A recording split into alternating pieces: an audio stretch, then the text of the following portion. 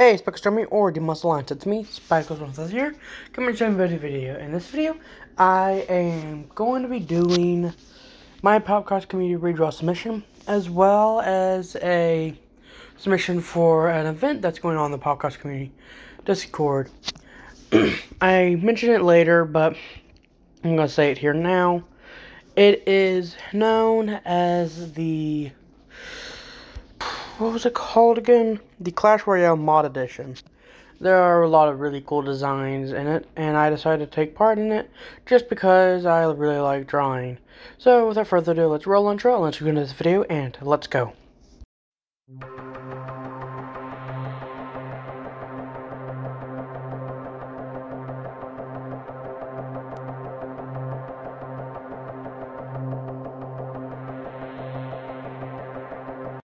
Like and subscribe if you enjoy this video. This is really weird. Sorry, everyone. I'm back earlier than I expected because I found a really weird and interesting creature. And I say really weird because it's based off of a serpard. It's another beast hunter or cataloger has already classified this creature, and let's just say it isn't really a pretty creature unless you find the actual creature's relatively pretty. Well, what I mean is not pretty in nature. In the wild, it's a very cruel and very how do you say, gruesome beast. It will gore its victims pretty much beyond recognition. It is, and like I was saying earlier, another beast hunter, chronicler or whatever, or cataloger has already classified the beast and given it a name. Known as the Slender Constrictor, Tri-Headed Serpentard,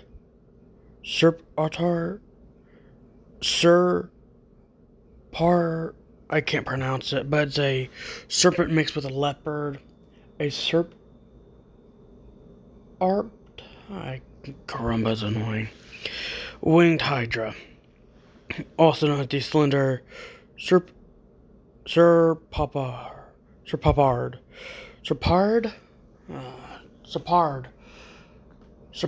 Hydra, the Slender Serpard Hydra. This thing, like the creature name suggests, it has 3 heads.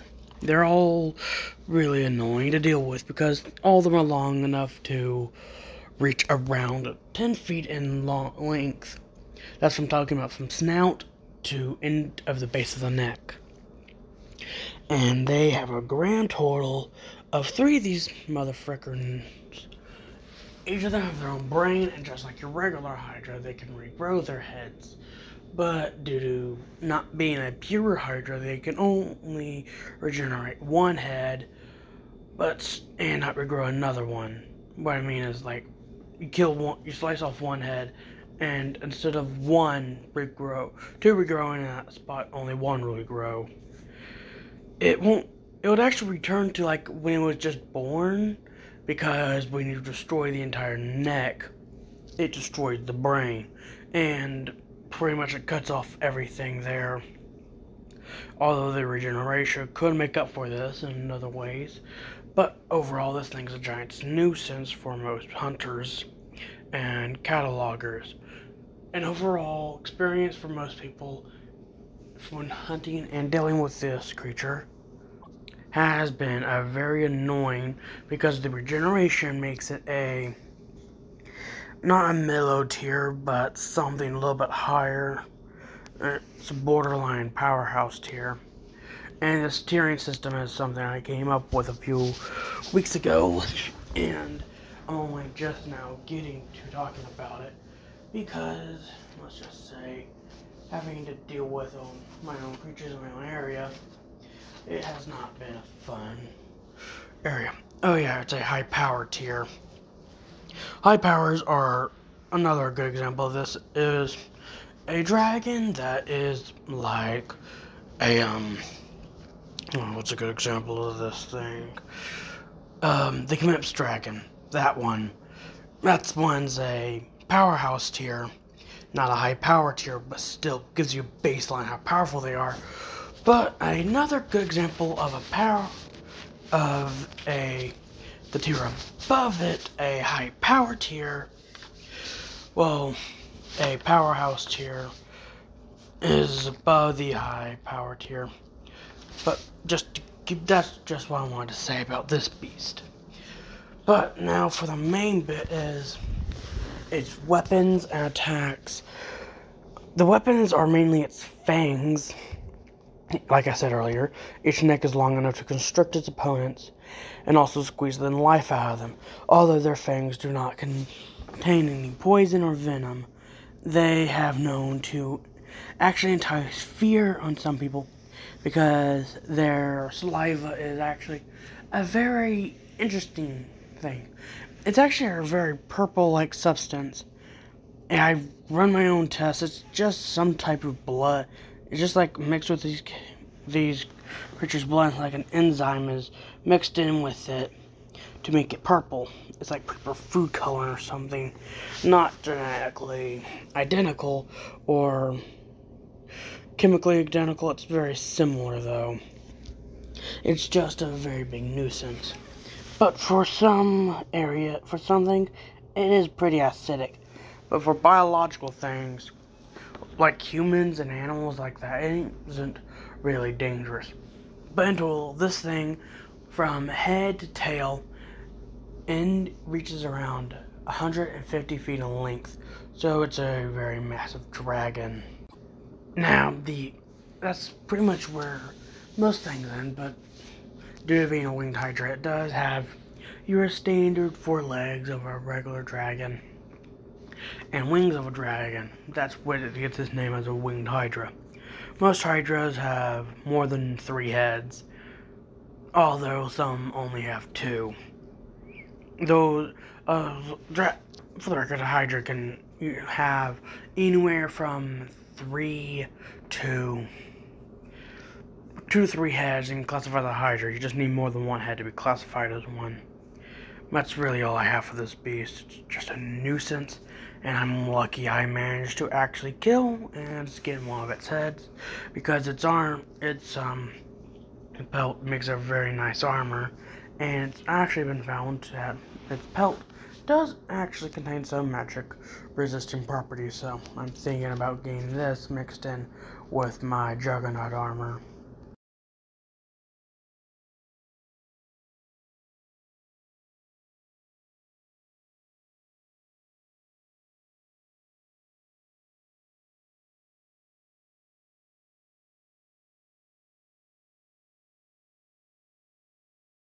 Okay, now, this drawing was an idea I had after reading about a Popcross community Discord event known as Clash Royale Mod Edition. The rules state the following. Must pick a single staff member to design. Close-ups preferred as they will fit better on the card. Click the Google Doc below to see the references. I already did. One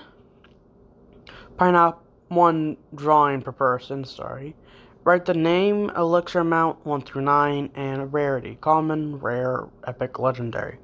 And due to this being a mod, I was thinking, okay, mods have a decent amount of power within this, so I made them a legendary type.